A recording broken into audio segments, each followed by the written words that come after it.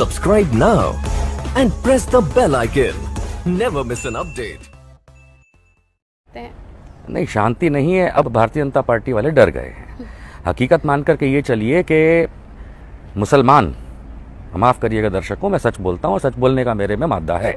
मुसलमान को राष्ट्रीय स्वयंसेवक संघ ने अपना दुश्मन हमेशा माना है। चाहे मोहन भागवत अच्छी अच्छी बात आज कर ले, लेकिन हकीकत यह है कि आरएसएस के गोलवालकर की अगर बंच ऑफ थॉट्स पढ़ेंगे, बंच ऑफ थॉट्स के उन अंशों को आज मोहन भागवत आज कुछ साल पहले वो उस चीज़ से किनारा करते हैं, लेकिन ये इनके डीएनए में है। मुसलमान को वो अपना दुश्मन मानते हैं। हाथी के दिखाने के दांत कुछ और हो सकते हैं, शाहनवाज हुसैन और मुख्तार अब्बास नकवी के हाथों, लेकिन चबाने के दांत कुछ और है। मौका मिलते ही भारतीय जनता पार्टी मुसलमानों के या आरएसएस के लोग मुसलमानों के खिलाफ हो जाते हैं। बात आती है कोरोना की, तो इन्होंने तो धर्म बना दिया था कोरोना का कि ये इस्लामिक है, इस तरीके की बातें फैलाई गई थी। अब आप देखिए कि इसका धर्म तो शायद संघ ही हो चुका है, क्योंकि संघ के कार्यालयों के अंदर आपको कोरोना संक्रमित लोग मिलेंगे। मौका मिलते ही इन्होंने, और हम फिल्म सिटी में खड़े हैं इस समय नोएडा के, और मैं बता दूं कि इस फिल्म सिटी के अंदर ऐसे ऐसे चैनल्स हैं, थोड़ा सा पीछे की तरफ अगर पैन किया जा सकता है, रहने दीजिए, तो मरकजी दिखाई देगा आपको। मरकजी जैसे चैनल्स ने इसको इस तरह से दिखाया कि जैसे मुसलमानों के खिलाफ एक लड़ाई, एक जंग शुरू की गई हो। लेकिन माफ कीजिएगा, ये करके उन्होंने अपने आप को छोटा कर दिया। नरेंद्र मोदी के नेतृत्व में भारतीय जनता पार्टी ने जिस कदर मुसलमानों के खिलाफ अपने प्रोपागेंडा को चलाया, वो उनके डीएनए में है। और मान के चलिए कि इसका उन्हें कोई फायदा नहीं मिला, क्योंकि ये उनकी आइडियोलॉजी लोगों को एक्सेप्टेबल नहीं है। मैं मानता हूं कुछ फॉलोअर्स को एक्सेप्ट हो सकती है, क्यों, हर एक का कोई फॉलोअर होता है, लेकिन भारतवर्ष के अंदर इस चीज़ की कोई जगह नहीं है।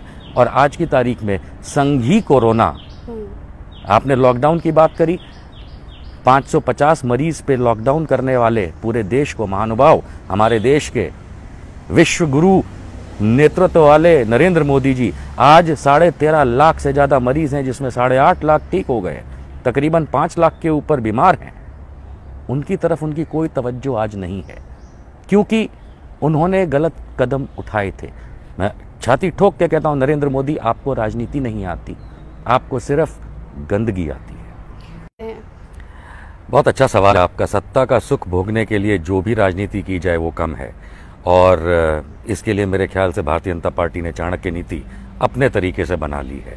बिल्कुल सही बात है कि बाढ़ पीड़ित बिहार के अंदर उनकी कोई कीमत नहीं है भारतीय जनता पार्टी के लिए। ना केवल बिहार पीड़ित, उसके सिवाय भी अगर आप देखें तो जो जंगल राज बिहार के अंदर चल रहा है पिछले 5 साल से, कोई कीमत नहीं है भारतीय जनता पार्टी के लिए। गिरिराज सिंह से लेकर के सुशील मोदी तक इतनी बड़ी बड़ी बातें करते आए हैं पिछले कुछ सालों के अंदर, लेकिन इस कोरोना काल को भी अगर राजनीति से तुलना करके देखी जाए तो राजनीति में तो कोरोना का भी राजनीति खेलना इन्होंने शुरू कर दिया। और इसके बदौलत ये आपको सामने नतीजा निकल के आता है कि कोरोना के नाम पे भी कुछ नहीं किया, बाढ़ पीड़ितों के लिए कुछ नहीं किया, बच्चों के लिए कुछ नहीं किया, एजुकेशन के लिए कुछ नहीं किया, और तो और महिलाओं की जो सुरक्षा, कहना भी नहीं चाहिए, ये तो कहने लायक कोई बात भी नहीं है कि महिलाओं के लिए क्या किया। और याद आता है वो समय मुझे, जब पिछले विधानसभा इलेक्शन में मोदी जी जाकर के नीलामी कर रहे थे रुपयों की, उसमें से शायद 1 पैसा तक नहीं लगाया। और तो और सोने पे सुहागा। जिस तरीके से इस कोरोना काल के अंदर गरीब, मजदूर, आदमी, औरत, बच्चा, बूढ़ा, जवान रोता पिटता, गरम तपती सड़कों पे चल के मार खाता हुआ गया है, मेरे ख्याल से मोदी जी जैसे नेताओं को तो अपनी नेतागिरी छोड़ देनी चाहिए। बिहार और पूरे देश को बर्बाद करने के लिए सलाम है मोदी जी आपको।